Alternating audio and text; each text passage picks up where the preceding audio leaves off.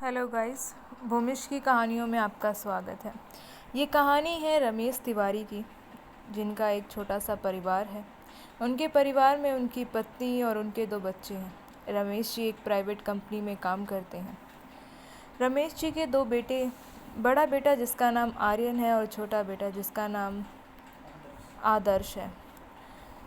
रमेश जी उनकी पत्नी शकुंतला, जो कि एक हाउसवाइफ है। रमेश जी बड़ी मेहनत करके अपने दोनों बच्चों को पढ़ाते लिखाते हैं।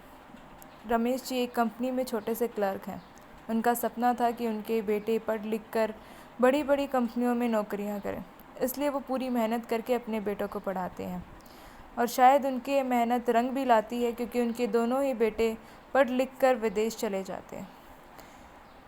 समय ऐसे ही बीतता रहता है। रमेश जी के दोनों बेटे विदेश जाने के बाद अपने माँ बाप को बिल्कुल भूल जाते हैं। रमेश जी जो अपने घर में और अपनी पत्नी के साथ रहते हैं। उनके दोनों बेटे जो विदेश में रहते थे, उन्होंने अपने माता पिता को बिना बताए वहीं विदेश में शादी कर ली।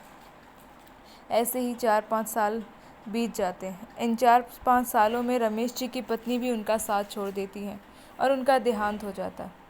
अब रमेश जी इस दुनिया में अकेले रह गए थे। उनकी पत्नी के देहांत के बाद उनका दोनों में से कोई भी बेटा अंतिम संस्कार पर नहीं पहुंच पाता। उनका बड़ा बेटा आर्यन, जो अपनी माँ के 13वीं के वक्त घर पहुंचता है, जब वो देखता कि उसके पिताजी अब अकेले हैं, तो वो अपने पिताजी को अपने साथ दूसरे देश ले जाता है। रमेश जी कहीं ना कहीं खुश भी थे कि उनकी पत्नी जाने के बाद ही सही, लेकिन उनके बच्चे उनका सहारा बन रहे। लेकिन वो अपनी आने वाली ज़िंदगी से शायद मुकम्मल नहीं थे या मुलाकिफ नहीं थे। उन्हें नहीं पता था कि उनकी ज़िंदगी में जितने कष्ट अब तक थे उससे ज़्यादा लिखे हुए हैं। रमेश जी अपने बेटे के साथ चले जाते हैं। उन्हें वहाँ जाकर पता चलता है कि उनका बेटा शादीशुदा है और उसका खुद का भी एक बेटा है। जब रमेश जी अपने पोते से मिलते हैं तो वो बहुत खुश होते हैं। हाँ, उन्हें इस बात का दुख ज़रूर था कि उनके बेटों ने अपनी ज़िंदगी का इतना बड़ा फ़ैसला लिया, लेकिन उन्हें नहीं बताया। लेकिन कहीं ना कहीं अपने पोते को देखकर उन्हें खुशी भी थी। ऐसे ही वक्त बीतने लग जाता है। रमेश जी के बेटे की पत्नी, जिन्हें रमेश जी बिल्कुल पसंद नहीं थे, अब आदर्श भी अपने ऑफिस दोबारा जाने लगा था। आदर्श के ऑफिस चले जाने के बाद आदर्श की पत्नी शैलजा, जो अपने ससुर जी को बिल्कुल पसंद नहीं करती थी, उनसे एक नौकरों की तरह घर का हर काम करवाती थी। रमेश जी, जिन्होंने कभी नहीं सोचा था कि उन्हें अपनी ज़िंदगी में ऐसा कुछ भी करना पड़ेगा, लेकिन वो एक दूसरे देश में अकेले थे, वो कहीं खुद नहीं जा सकते थे, इसलिए वो अपनी किस्मत मानकर ऐसा सब कुछ करते रहे। लेकिन जब रमेश जी से ये सब कुछ सहन नहीं होता तो वो अपने एक दोस्त के पास फ़ोन करते हैं। लेकिन किस्मत का खेल ऐसा था कि उनके वो दोस्त भी रमेश जी का फ़ोन नहीं उठाते। थक हार कर रमेश जी अपने एक नौकर, जिसका नाम चंदू था, उसे फ़ोन करते हैं। चंदू, जो रमेश जी और रमेश जी की पत्नी के साथ उनके घर पे नौकर का काम किया करता था, वो जब अपने मालिक का फ़ोन देखता है तो उसे उठाता है। रमेश जी चंदू को बताते हैं कि वो वापस हिंदुस्तान आना चाहते हैं, लेकिन कोई उनकी मदद नहीं कर रहा। चंदू जब अपने मालिक की ये बात सुनता है तो वो उससे कहता है कि वो कुछ न कुछ करके उन्हें वापस ज़रूर लेकर आएगा। रमेश जी जब चंदू की ये बात सुनते हैं तो कहीं ना कहीं उन्हें एक उम्मीद मिलती है। इसी उम्मीद के साथ उन्हें 4 दिन बाद पता चलता है कि चंदू ने उनकी टिकट्स करवा दी। रमेश जी अपने बेटे और अपनी बहू को बिना बताए वहाँ से वापस हिंदुस्तान आ जाते हैं।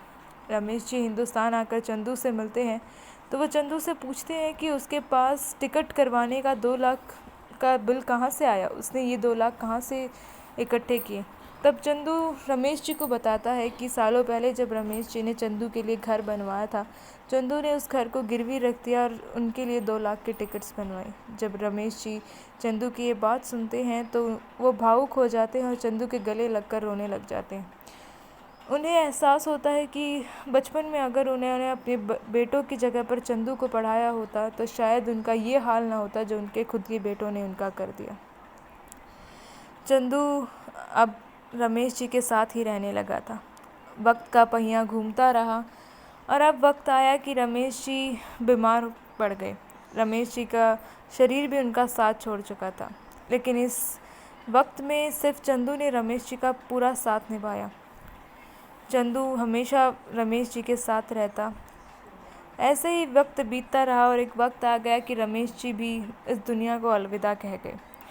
चंदू ने इस वक्त रमेश जी के दोनों बेटों को बार बार बताने की कोशिश की कि उनके पिताजी बीमार हैं, लेकिन दोनों ही बेटों ने इस बात पर कोई ध्यान नहीं दिया। जब चंदू ने उन्हें फ़ोन करके बताया कि अब उनके पिताजी इस दुनिया को अलविदा कह चुके हैं, तो दोनों ही बेटे अपना अपना काम छोड़कर हिंदुस्तान वापस आए। दोनों ही बेटे हिंदुस्तान वापस आ चुके थे। रमेश जी के दाह संस्कार की तैयारियां की जाती हैं और कुछ वक्त बाद रमेश जी का दाह संस्कार कर दिया जाता है। रमेश जी के बचपन के और अजीज़ दोस्त जो कि वकील थे, मिस्टर खुराना, वहाँ आए हुए थे।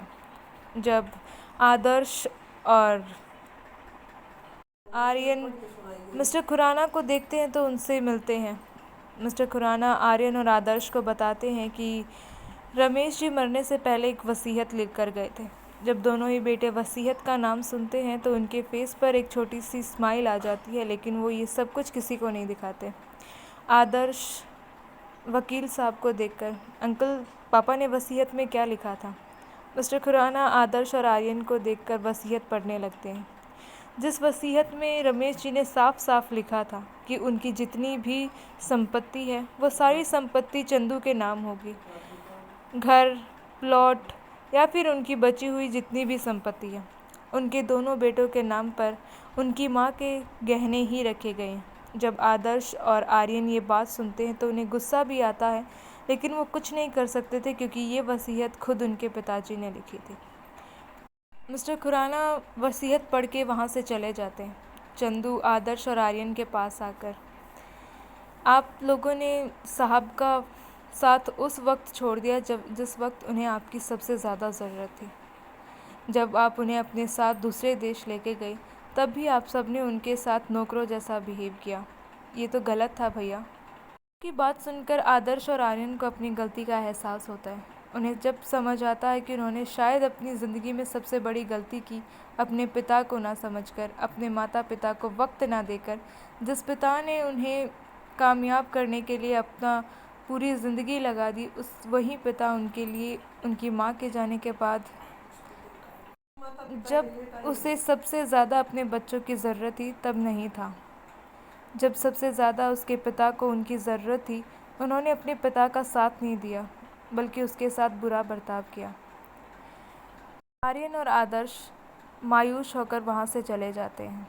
चंदू आर्यन और आदर्श को जाते हुए देखता है तो फिर भगवान की तरफ देखकर कहता है, भगवान ऐसी औलाद किसी को ना दे। धन्यवाद।